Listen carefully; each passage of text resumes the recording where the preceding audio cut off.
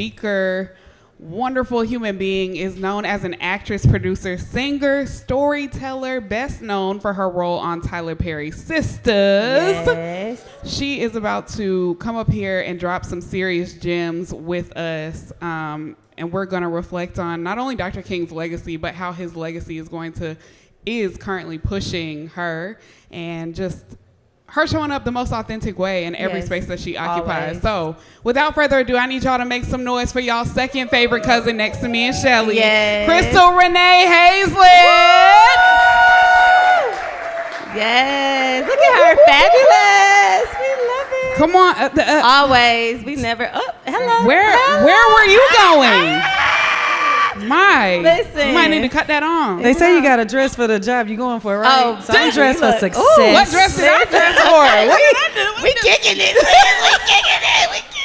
Can I play in your closet? You sure can. Yes. Come over. I actually have an overflow rack where I purge. Overflow. So you can come shop it for free. Crystal, don't play with me. Y'all heard her. We got that. We're recording. Yes. We got it on tape. We got it on tape. Wow, welcome. How y'all doing? Welcome. Hi, Isn't she? It's like, she's real, guys. Yes. She's real. We love it. Wow. Shout out Cam Kirk. Shout out to you lovely ladies, my sisters. Yes.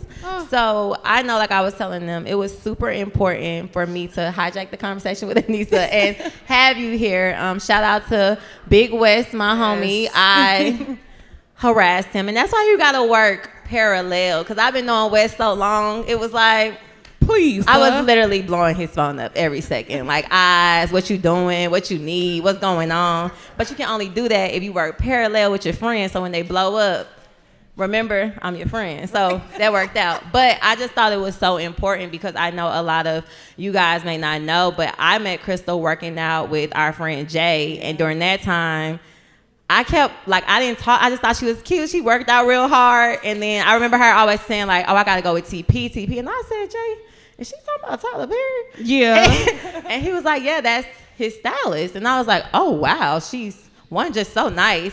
And then just to see her in the space, she ended up being like, I got to be gone. I can't even come in here with y'all because I got to go. And like, just to see the career, I just thought it was so important, especially for creators and entrepreneurs, to see what it's like to like touch all the points and what comes from that. So I wanted to hear them share your story, so they don't think that you just did this yesterday. It's like, no, she went in. Right, absolutely. Thank you. So they always say that it takes 10 years to make an overnight success. And that was truly 10 years to the year that I moved to Atlanta till I got my first shot, which was Sistas. But in that time, it was struggle, it was depression, it was falling down and getting back up constantly. It was staying positive. You know, that's something that I've built a platform off of, but that was something that I had to really hold on to throughout those years, and just knowing that this is what I'm supposed to do. 2013 2012, the end of 2012, I started at TPS and just worked my way up. A lot of people who are here have heard this story probably a million times. It's always good. 1,000,001. Here we go. I try to tell it. How can I tell the same story in a different way? Y'all, I put my storytelling skills to the test today. But I started as a PA. A lot of people know production assistant. It's the bottom of the totem pole job. You know, I went from working a government job, working on Capitol Hill, 401k, all the benefits, to struggling, trying to figure it out. And I landed a job at TPS as a production assistant, worked my way through the costume department. And then one day Tyler noticed me and he was like, yo, like, who are you? You know, I was always the girl dancing in the corner, always chipper, putting on people's shoes. I've always had a servant heart, you know, and we built a relationship, and then from that turned into being his stylist, to traveling the world, being exposed to so many different things, and putting my true dream, which was acting, on the back burner. And 2019, we were having brunch, and he had just got this huge deal with BT, and he said, I've got all these shows I've got to do. I need ideas. And I was like, we need something like Girlfriends and Sex in the City, but Atlanta. And he was like, okay. He was like, you'll produce it with me. And I'm like, what? Like, that's literally how the initial thing happened. And I was breaking down as a costume designer, breaking the script down. And I was like, oh my goodness, these are my stories, my friends' stories. I got to let him know I want to act, because that's what I've been trying to do. And that is how Fatima was born. And here we are, 6 years later. Yeah. How do you, both of y'all have these stories of like staying down with your friends? You talk about Wes and you talked about Tyler Perry. Let me tell you about Wes. Hold on real quick. Uh-oh. Yes, bring it. Listen, It was they don't know about year, Big West. Listen, okay, it was the It year was the year. 2010. Y'all see Big Wave Wes. your hand. Wave your hand, Big Wave your Wes. hand. Yes. Okay, y'all see him, right? Big Wes. Don't Listen. play. We was struggling, okay? When I tell you, like, this is my friend, like, this man used to split those frozen voila meals with the noodles and the broccoli and the little cream. You had to melt it down. He would split that with me. That's how broke we were. But, like, that shows you his heart as well. And he saw something in me when I was at my lowest, you know, and to this day, that's still my dog. And when I got up, I brought him with me. Absolutely. Yeah, and he was already up, but like, Yeah, I was like, he was now up. I can actually Yeah, I can pull something too Yeah. and pour something into you as well. So yeah, Now y'all shout out say- Big West. I love you too, man. Now y'all saying voila differently, huh? Honey, okay, we're saying it from Paris. I know. Okay. Y'all had a shoulder. Hello.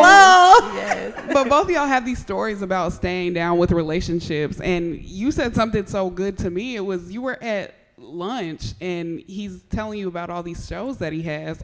How do you discern when the moment is right to even tell your friend that's that a you great want to question. shift gears? Right. Hey, I That love friend, doing this, but let me tell you what I really want to That's do. depending on you for something else. Like, Right, and like styling someone is a very very intimate job. Like you hear every conversation, you're in meetings, they're taking you places, you're around people, and they really trust you, you know. And it's hard to find that in this industry. So for me, it was hard, you know. And for years, I got to the point where I was okay. Like Tyler took and takes very good care of me. And I'm sure Taylor can attest to this as well, that he takes good care of anybody who is in his wheelhouse. So I was okay. You know, it wasn't until Sistas and I'm reading the scripts where I was like, that guy was like, no, remember that dream you had? This is it. And I made a few phone calls to some friends. I'm like, y'all, like, I really want to tell them, but I don't know how to. They're like, girl, if you don't say something, I'm going to say something. So they kind of forced me to. Shout out to the friends that'll push you, you know. And I called him, and I knew it was God because he said his instant reaction was, I love this. I'm going to call you back. Because he was backstage in full Medea going on stage for the Farewell Medea play. And had looked, there were so many dates, I thought he was off that day. And he was actually working, picked up the phone while he's waiting to go on stage. That's a friend. it is. And then to say, I love this, and I'm going to call you back.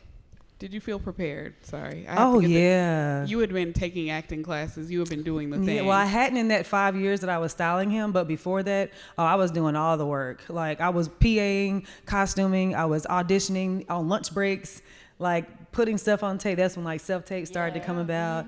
And yeah, like the grind was real. I had done all the work. And then even in working with costuming, I was watching the actors. So I was still studying. I was just like on the job training. Right. Yeah. Oh, I just love the story. So I know that I consider us all God's favorite homegirl. I know we're big in our faith and all those things. So That's and my I know change, yes, sister. and I know Yes, you that's talk right. about that just a lot on all of your platforms, whether it's your podcast or interviews or things like that. So I guess I just wanted you to talk more about your faith walk. I know you've shared several, things you've encountered, so you don't have to go into that. But just more so how you compile the faith and the work and what that can look like for someone who feels like God may have forgotten about them in this season just because it's so hard and so tough. What are some things that you can like literally practice or give to them where they can just stay down but still go get a job? Yes, that's so good. Yes, everybody who knows me knows that Jesus is my ride or die. Like, I love him. Love Love Jesus. And I don't Jesus. hide it. I think in arts and entertainment, it's a slippery slope because they've kind of trained us to don't talk about it too much. You can say God. Yeah. Huh? The universe. Right. The universe, all that's okay, But when you start to get specific in the God that you serve, that's when they're like, all right, So for me, I have chosen to be bold about it.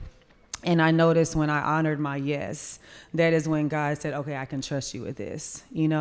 Oftentimes we feel like God has forgotten about us and gosh, why is this taking 10 years? Or will this ever happen? Or he pivots you and you're like, okay, well, maybe that wasn't what I was supposed to do. And then he'll always bring you back to what his promise was. And for me, every day, waking up in the Word, making sure that I'm equipping myself. PD always tells us the same way we go into the gym to strengthen our bodies is the same thing with Bible. It strengthens our spirit and our soul. So for me, with everything going on, I'm sure you guys can attest that we need that more now than ever. I wake up in the Bible. I take care of my temple. I meditate. I journal. I make sure that I'm around like-minded people. A lot of times our friends, you don't understand, but they can be your biggest influence, and they can be good or bad. And a lot of times you won't realize, like, wait, how am I slipping back to this? And then you look around and take inventory, and you're like, oh, it's you. So, like, make sure that iron is sharpening iron, in a good way. I love that. Yeah. I'm looking at the questions from the audience because they got some good ones. All right. Someone asked, what differentiates passion from your innate gifts, and how do you show up using them daily? In my opinion, you show up in so many different ways. Yes. I mean, we just went from stylist to actress, and then also Owner. Yes. And She then a big boss. owner, She a big podcast boss. She a host. big It's boss. hers. Super positive, sweetie. Owner of, I don't want to say the team. DC Power. Y'all hear that? Women's Football Owner Club. Of, listen, I'm God is God, good. you play? No. See, that's I how you own. do it. Sorry. No, Hit God or sorry, throw I something in never your even lap had that to you get ain't out even there. had nothing. He like, here, and he be like, how? Yeah. He'll do things where you like, hey, number God, because I love it. Yeah. But no, passion and your gifts. How do you differentiate passion from your innate gifts? that's good. I think they go hand in hand. Things that you're truly passionate about, it comes from the depths of your soul. You can't be passionate about something that's not a God-given gift. And I truly believe that because it's just something about the drive that you have when it's really something God has given you. And for me, I know it when it's like, whether it's my singing talents, God, like when it's time to go there, the passion is there, when it's the podcasting, that has turned into a ministry, and that was something I was running from. I was like, all right now. And God's like, no, I need you to reach the people I need you to reach. Don't try to compare yourself to whoever. So honestly, I think anything that is God-given innately, you're going to be passionate about. That's good. I also think in comparison, I love being just around like-minded people, people that we can look up to. Even with Cam, I love being around Cam because I promise y'all, anything Cam say he gonna do it. It's gonna be excellent. Yeah. It's gonna pop off. It may not pop off right then, but it comes back full circle. And I feel like not only knowing just your story again, but seeing with our eyes. But how do you navigate the, jack of all trades? You don't know any, you haven't mastered anything. How do you kind of navigate that world of still learning, still having opportunities, but not feeling like you picking something up, putting it back down, picking something, or do you just I'm gonna do it? Yeah, that's really good because I am a self-proclaimed Jane of all trades. I feel like I can do everything and do it well. But that also, when you try to do too many things, it can cause burnout. So for me, with wisdom, with discernment, I pray about, okay, God, what do I need to focus on right now? A lot of times I can sing, I can podcast, I can act, I can do all the things, but what is it that you really want me to hone in on? And for me, even now, your team was like, hey, Crystal, we need to focus on this. But I'm like, I know when it's time because God will push me into that. It'll hit me and I'm like, all right, y'all, I'm ready. Yeah. But I have to wait for God to say go, and I think that's a big part of it because when you are blessed with different talents, you have to really pray about, God, what do you want me to focus on right now? So we're talking about passion, we're talking about purpose. What is a role or project that changed how you see your purpose or have seen your purpose? Yeah, honestly, it would be my podcast, Keep It Positive, Sweetie. Crazy that, man, we started in 2023. God. Wow. We are in season 10 already. Yeah. Girl, you been yapping. Yes, honey. Listen, the thing is with podcasting and anybody who is trying to get into that space, you have to keep it going. Yeah. So like seasons normally last about 12 episodes, and then you got to be ready for the next season. It's no like months or few. Like no, you got to keep it going to keep their attention and to keep the community growing. So that's how we got That's to amazing. 10 in 3 years. Yeah. Yeah, but I think that is what shifted my purpose. You know, I started it. Shout out to DeVal and Denora Pena. They were the ones that said, hey, like, you need to talk more. Like, people don't know who you are. They see this girl who takes fly pictures. She dresses nice, but we don't know your personality, what you stand for. So I started the podcast, and for me, I didn't understand how much I needed it at first, you know? And then when I saw the reaction from the people that watched it, I was like, oh, wow, this is something that they really need. Because, you know, you watch podcasts, a lot of the ones that are getting all the viewership are clickbait and negative and messy. And I was like, I don't want to do that, you know? So I may not have millions of views every week, but the impact that I'm making is very mindful and intentional. So that would be the thing that definitely shifted my purpose. And I'm finally walking in it because season 3 or 4, I was like, this is getting too churchy. I ain't feeling it. And like, I was in a different place in my walk. So I was running from what God wanted me to do. Wow. And baby, he Jonah'd me and said, get back over here, spit me right back out and put me where I was supposed to be. I said, all right. That's so crazy because me and That's my the best friend were story. just talking about content as a whole and how when we get into our studies or our devotionals with church and that being the primary thing that we're doing, it naturally comes up in conversation. And I can count on both hands how many times I've said, well, I refer to my pastor for this and my Bible for this. And it shows up in my content. So it makes me very like, I don't know if my audience will receive this, but at the same time, it performs better than everything else. Because it's authentic. Yeah. So did you ever struggle with authenticity along the way? Like when you got to this is too churchy, who had to pull you out of that and just say, just keep going? Because I know for me, making content gets stale. And then it'll be 1 month turns into 3 months and nothing has gone up again. Right. It was actually Ashana, my other manager. She managed me with Wes. And at that point, guys, I wanted to change the name of the podcast. Oh, wow. Yeah, I was trying to pivot. We're gonna take this in a negative Nancy. We're gonna take this in a new direction. She was like, what? No. Yeah. And I was like, I feel like it needs a rebrand, a refresh. It was nothing but the enemy. Yeah. And we sat down and talked, and I was like, all right. I said, I won't change the name of it, but I do want to have I want everybody to be welcomed. I do love the Lord, but I want balance. And it was so funny. I had Young Dro on. And shout out Young Dro. Yeah, shout out to Young Dro. Yes, and somebody just reposted this. I literally broke down in the middle of the episode. He was talking about his overdose, and when he came back, he was like, God told him, you're going to go back in the studio, but you're not going to rap the same. He was like, I'm giving you a new voice. And I was like, I was like, God is so good. And he was like, what? And I was like, I've been running from this. And I was like, I just wanted to change everything. And I was like, and he keeps chasing me down. He shows up, and Young Joe was the messenger that day. Yeah, so it's a real thing. A hood anthem gonna always bring you through. Okay. Wow. So with that being said, and just speaking to I know we have again, how many entrepreneurs in the space?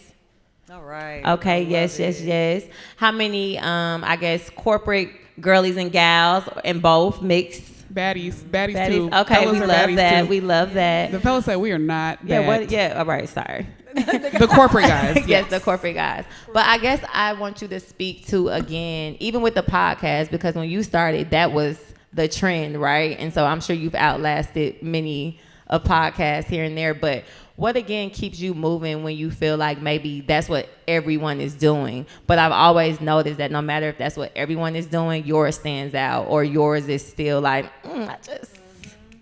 proud, So what did you grow to be like that? Or they're just, again, God just signaling you? But how do you stay the course knowing okay, I still have to be relevant in that space, but not make it I'm copying or those type of things? Right, absolutely. And I think that's where authenticity comes in, and understanding your purpose. Once I realized, okay, my purpose is to show up authentically flawed as I am, an ambassador for Christ, but also a creative and understanding how we can coexist in these spaces and still honor him. And the thing that kept me going was that people keep calling, I'm coming to town, can I get on your podcast? So that was an reassurance letting me know, listen, this is still relevant. This is something we still need. And it keeps growing, and we take it on the road. The live shows sell out every single time. So I think those things are God's way of letting me know you're on the right path, keep doing it, because I really want to turn this, I'm gonna keep saying this, I want to turn it into a talk show. Like, I want my own talk show. It's already there. Yeah, okay. Well, I can't wait to run this back make this a part of the intro. I want this to be. Right. And it goes, I just want to turn it into a talk show. And then boom, lights, camera, yeah. Welcome. We already done produced that intro. Come on. It's already happening. Where two or more together, come on, let's touch and agree, Where touch two and or agree, three all gather. right. Hey. So, I guess we're already kind of on this when it comes to legacy. We're celebrating Dr. Martin Luther King Jr., his legacy, but I want to talk about your legacy. You were a part of a conversation that speared what we all know now as Sistas. What does legacy look for you as a Black woman in this entertainment industry now? I love that. Legacy for me looks like, I want people, when they talk about me, I want them to say I was a big sister in the industry. I was the one that gave advice. I was the one that corrected with love. I was the one that said, hey, I got you. Let me show you how this goes. I was the leader, and an inspiration. And I see that in a lot of the young women that are coming up behind me. They're like, oh my God, I just look up to you. So I feel like it is a responsibility for me to make sure that I honor this seat and to just continue to bring people along with me. Once you get there, you always have to reach back down and pull up. So I just want y'all to know who you're seeing right now is literally who she is. Okay. I don't even know when it happened, but from the moment we met, you were like, oh yeah, just call me or just text me. And that's not obviously for everybody, but you didn't know me for real from a can of paint. For real, but we had just seen each other in passing, and it's so your spirit. But your big sister nature, you literally are that and have been that. So I am so grateful for you, and I am so grateful for you literally not just being the title of your podcast, but you are one of the most positive and sweetest people in this industry. Thank you. That's why it continues. That's why you are on these platforms. That's why Sistas is where it's at. That's why Keep It Positive, Sweetie is charting every time the season comes out. Thank you. Yeah, and that's why you will own another team. Yeah, and she's going to keep owning. And the talk show. And all the things. All the things. I love this. And I'm going to be a hype man for the talk show. So before you come out, y'all get up on your feet right now. Yeah, we going to keep it positive. Yeah, that. Lisa Renee here. We going Yeah. Go You ahead. want to see me run in circles? I will do it. What? Anytime. I love it. What you got? So I think my last question that I have is knowing that, okay, you named your podcast Keep It Positive, Sweetie, right? That's a lot of pressure. It was, and it actually was only supposed to be a segment, like Okay. a positive segment. They were like, no, that's the name of the show. And I was like, okay, yeah, let's roll with it, I guess. Yeah, but that's how it came. So my question is, because I know, again, a lot of us are seeing the mantras, like you got to wake up and your mindset and all this stuff. But it's like sometimes the day just not going good. Like, it's just not going good. It's just what it is. I need to start over, But I want to know, knowing that is basically your brand, how did you fight the pressures of that? And when you are having a bad day, what does that look like? And what can people take from that of knowing, like, okay, I'm going to have bad days, but I'm going to remember Crystal said that I need to boom, boom, boom. Boom, boom, boom, okay? Because there's mornings I wake up, Ayana, my content person, she came up with this slogan, follow the plan, not your mood. And that has been, because I have the Did You Move Today challenge, but we all know we don't feel like it every day, And I was like, I love that. But it's those days where you have to remember for me, it's like, I got a lot of people depending on me, So if I just don't get up, things don't happen. And understanding also the gratitude that comes with, God, you have, saying, this is what you've given me, and you deemed me worthy, and when I don't even feel worthy, and I'm like, okay, like if this is what you have for me, let me get up and honor it, because there's somebody who would cut off their left foot to be in your position, to be waking up in the bed that you're waking up in, the house that you're in, and if you're just gonna sit around, No. So I had to find gratitude and then also give myself grace, because I am human, and give myself moments to just sit there for a minute or snooze, Yeah. I tried to rebuke the snooze button, but hey, sometimes you need it, I just want to be unserious for 2 seconds. Yeah. I think we learn so much of from each other off social media. But if I'm being honest, something I've learned from you, and because it's always so good, you really taught me how to put my wig on. Oh, do you see it? Ooh, It's but I'm a little hot in here. I'm like, let me make sure she's. No, you good. But I mentioned that because you were so authentic in your content that you helped me get out of my shell. I'ma put it on. I did it on the camera too, because I was like, if she can do it, so can I. I got a head full of hair, both of y'all, so it don't Y'all matter. gonna see these Meek Mills under here, frizzy and all. Yeah, but this what you gotta let your future husband know, baby. This what you gonna get, cause he saw it, and guess what he chose? Okay. But I say that to say that we are oftentimes sitting on content because we're afraid of how it will make us look, when the whole time I was inspired because you're on my TV, you're on my phone, you're in content, and you just say, you know what, I'm following the plan, not how I'm feeling, because I tried to follow the plan and it stayed in that 50,000 camera Rolodex of whatever, because why would I ever show y'all that? Yeah. But you need to see it because that's reality. We're not looking like this every day. I'm telling you, 98% of the time I'm not looking like this. Herman can tell you, I'm looking homeless. It'd be the bandana for me. The wig is hanging on the wig head or on the counter, wherever she is. Yeah, and I'm in sweatpants. Yeah, it's rough. But it also just goes to show that what you do see, there's not always a team behind it. So many of us have had to learn so many different trades in order to show up in these spaces. So whether you are a photographer or a videographer, and you're the editor, you're the videographer, you're the person they're calling directly, you don't have the assistant yet, or you're the talent and you don't have the manager. We are learning how to operate and function at a level we weren't taught to operate at. That's so good, because 2012, 13, when I was on YouTube doing Cooking with Chris and hair videos, I was shooting, I was editing, I was posting. I didn't have a team doing that. I was the one moving the camera angles and trying to figure out how to mount it. The good part about that is that if anything was to happen, you still brush it off. Look, listen, okay. Get them boots out the closet and put them back on. Yeah, you understand everybody's position. Yep. And you understand what they're going through because you done done it. That level of them because you did it yourself. Exactly. Come on. I'm telling you. And now your price goes up because you did it yourself. Okay. But we want to take like 2 or 3 questions from the audience. Okay. All right. Go to the back. Okay, we definitely going to go back back. here. I'm going to just pass this. Yes, King. We can probably stand up. I definitely want the guy in the red hat too, because we haven't heard from the fellas today either. Okay. Stand up, brother. That's right. What's up, y'all? How y'all doing? Good. What's up? How you doing? You being a black woman in fashion, I just wanted to know, what are some things that you look for when you're styling a client? Because I am myself a stylist and I style my own shoots. Amazing. So I wanted to know what you're looking for in women's fashion, because I do have women that do model for me. So I would like to get your insight on that. Yes. First of all, that's awesome. And what's your name? Calvin, thank you. So first and foremost, when it comes to styling anyone, you have to know your client. Get to know your client, get to know their temperament, what they like, understanding body types and silhouettes. What you can put on one person doesn't look right on everybody else. That's the main thing. And once you kind of understand body types and like what designers kind of gear towards those styles, because I can't wear, say,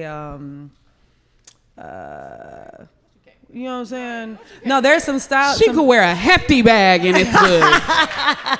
No, but like I can't wear like the jeans that are made for people like who are skinny, So like there's like, I'm a good American girl. So when I put in my, like, tell me what type of jeans you like, or is there any specific things? I'm like, I need something with stretch and I need something high-waisted, So know different brands and the body types that they cater to, as well. And then also be organized. Making sure that even when you're organizing your racks that you have it by model. Like if it's Keisha, Shelly, and Anissa, make sure that you have that in already organized undergarments. When it comes to women, we need the right undergarments, whether it's bras and Spanx, and understanding that you can't just throw stuff on us and it's gonna look all right. We need a little shaping, all right? So understanding that as a man, because that could be something that you bring to the table that a lot of men probably would miss, So that's what I would say. Ooh, attention to detail. Okay. No Thank you, climb. Calvin. All right. Hey, girl. Hi. Hi. My Okay, name keep it positive, sweetie. You better have that's the Generation 1 hoodie. I know that's right. She a day one, y'all. Hi, Crystal. Miss Crystal, I'm sorry. No, Crystal is fine. Thank you. My name is So sweet. Tiffany, and I'm 16 years old. Wow. And I'm one of your younger fans. Yes. And I'm a golfer, and I really get discouraged when I'm playing with not my skin color, because I usually don't play with people my skin color. So what advice would you give me for being discouraged when I'm on the course with people that are not my skin color? Because they make fun of me all the time. I'm Really? so honest. Yeah. Me too. Where you be? What golf course is this? Because the aunties will pull up. No, for real. Imagine that. Like I was like, I'm for real. What's the golf course? Right. I play at Wolf Creek. Oh, okay. Yeah. Girl, what? Yeah. We'll I said, pull girl, up. what? Yes. Okay, so I need you to first understand that you are wonderfully made. And there's not a lot of black women in the golf space, right? So the fact that you're even there, yeah, give it up for her. Yeah. Yeah. The fact that you are even in that space, shout out to your parents. I don't know if that was a That's goal my of your, mom. that's her. She's like, that's me. Hi, Mom. The fact that you're in that space already speaks volumes, you know? And I need you to walk into every room, every course, every locker room confidently with your head up. And you treat those girls with positivity, treat them kind, because they're expecting you to match their behavior. And that's what we don't do. You know, and you can speak. You don't have to be all in their face. Hi, how are you doing? And if they don't speak back, they're gonna be like, "What's wrong? Why is she being nice to us?" Because that's how you put them in their place. You, what they say, turn the other cheek. That's what- Kill them with kindness. Yeah, kill them with kindness. You know, don't stoop to their level. But I want you to understand that you're gonna look back one day, and those you can be like, "Where they at?" Because that's what I did.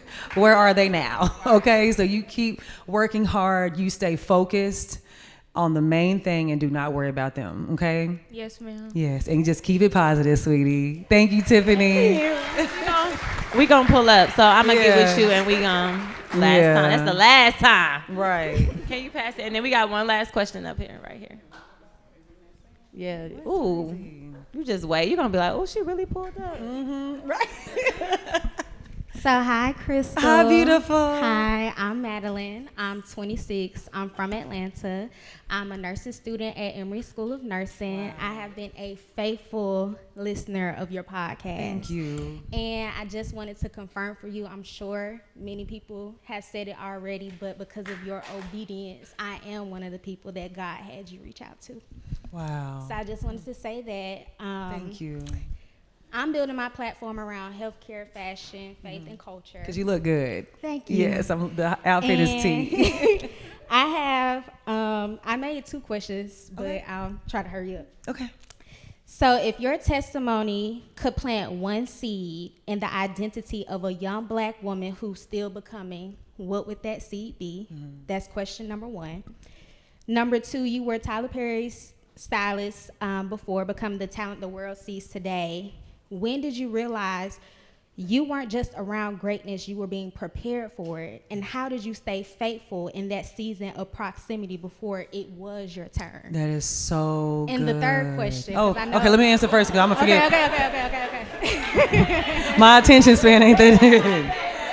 No. Let me get to the seed. Let me get the seed first. Okay. Listen, okay? Because it's brain now. No, I got you. And these are amazing questions, so thank you. The first one, the seed that I would plant for a young woman A young black becoming, woman in the identity of becoming. in the identity of becoming, the seed that I would plant is faith. Because without faith, none of this would be possible. Right. Seriously. And then the second one was, proximity, like the, being close to greatness. yeah, You were it's in crazy. proximity and waiting. Yeah, God has, since a very young age, God has put me in proximity of people where I couldn't help but realize that I was destined for greatness. you know, and I was one of those people, I was always a sponge soaking up any information and knowledge that I could from those people, and also knowing that my time was coming, because God, you're not putting me around all these people, you're not exposing me to all this to not give me this life as well. So I would say definitely just if you are around that and you're in proximity, clap for those people, because you're in the neighborhood and God's not going to pass you by. Yeah. Thank you so much. You're welcome. And I know it's real quick. Can the young lady and I get a picture with you? Because I know you're going to run. I am going to run. Okay. I just want to be Because lace up She's your a runner. boots. She's a Come track on. star. I got Y'all you. make some noise for Crystal Renee Hazlet. Noise, yes. Thank you so much, Crystal. You're I really welcome. appreciate No, it. thank you.